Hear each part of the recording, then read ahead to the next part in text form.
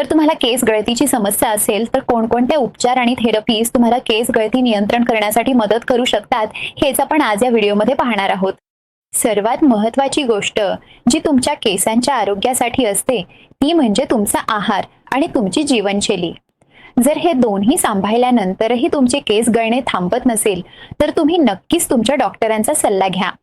ते तुम्हाला काही औषधे ज्या केस गळती नियंत्रण करण्यात मदत करू शकतात किंवा काही प्रकारचे लोशन जे लावल्याने केसांमध्ये रक्तपुरवठा सुधारू शकतो किंवा त्यांची मजबूती वाढू शकते असे सुचवू शकतात. पुढील उपचार पर्याय जो तुमच्यासाठी असू शकतो तो म्हणजे PRP थेरपी.